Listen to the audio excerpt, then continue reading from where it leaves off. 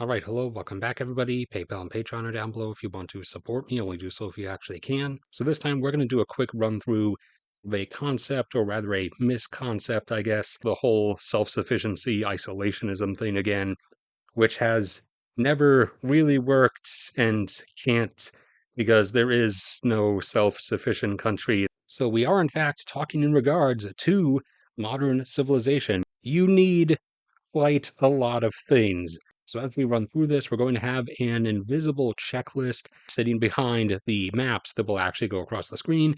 The maps showing highlighted countries that have significant enough amounts of the resources being discussed, but the invisible checklist were it actually there would be for the sake of comparison, comparing the countries that people usually refer to as superpowers or as would be potential superpowers. Let's throw in Australia as well, just because Australia actually does have quite a lot of things. The proper land and the availability to grow food for the population size that you presently have. Well, the food situation map for the world is very diverse, but regarding the 6 nations that are on the invisible checklist, the US, Russia, Brazil, India, China, and Australia, all of them meet this requirement, with China requiring a little bit of a footnote because they are a net importer right now in present day by about 10%. However, they could get that back under control were they to get rid of excess food availability. Water, obviously, is another big one and one of the basics. And as long as it's managed properly, basically every country has enough fresh water. It's actually easier to display a map of countries that don't have an adequate at-home water supply and have to rely on expensive things like desalination, oil, or petroleum. The invisible checklist will be based on whether the country has enough of its own petroleum remaining to run itself on about half of its present level of demand. In which case, out of the 6 countries mentioned, only 3 of them meet that, and that is the US, Russia, and Brazil. And then, of course, there's the need for guaranteed baseload electricity generation from primarily gas or coal, which many nations across the world have, and which all 6 nations on the invisible checklist do have. Then finally, you move on to the various minerals and metals. Obviously, one of the most foundational requirements is iron, so that you can make steel. Iron is thankfully very abundant, so many countries do have iron, including all 6 focal countries on the invisible checklist. All 6 countries also do have an adequate supply of aluminum, usually in the form of bauxite ore, or in some cases, like in the US, a lot more is present in specific clays that are of very high alumina content. Although the US also has a footnote there, although the US also has a footnote there of not really mining that much of its own because it's a lot more cost effective to import literally dirt cheap bauxite ore from Jamaica and Brazil. Then, of course, for the needs of electricity, you need copper, and copper is where we start getting into things that are decently no longer as evenly distributed across the world. Although 5 of the 6 countries on the invisible checklist do have plenty of their own copper, India, however, now drops from the list as they do not have adequate deposits within their own territory.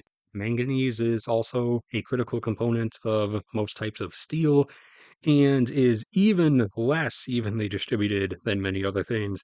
And out of the focal nations, the only 2 that actually have any of their own in a meaningful quantity are Australia and Brazil. Zinc is also needed in a lot of industrial and infrastructural stuff, and all 6 focal countries who have their own zinc.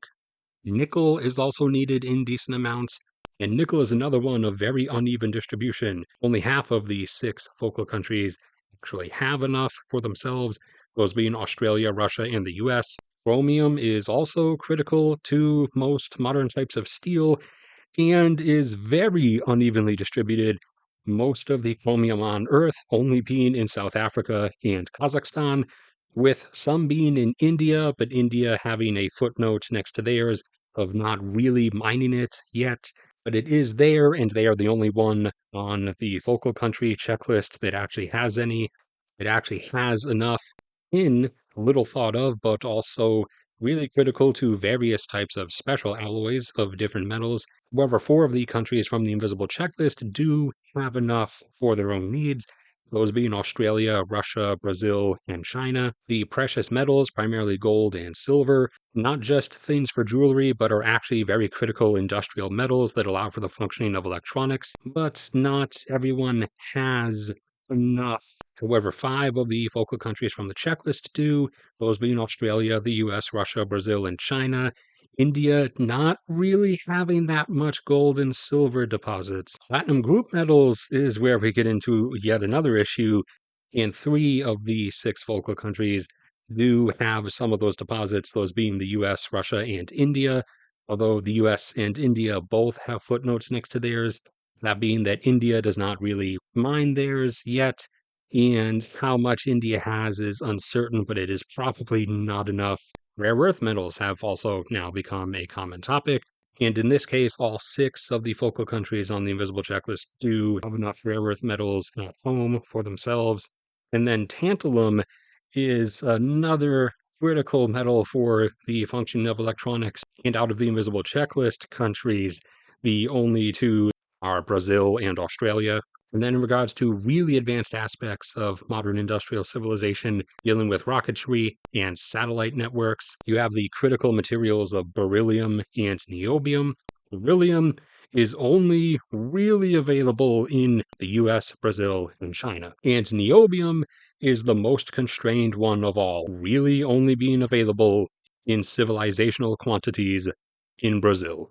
All right, that's the end of that one. So thank you everybody for sticking around and listening. Like if you enjoyed, subscribe if you haven't already.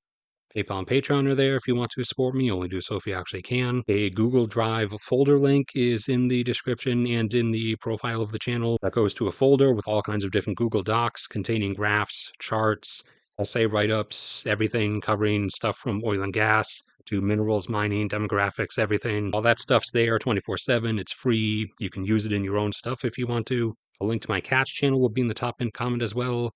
May God bless and protect all of you, and I will see you all around next time.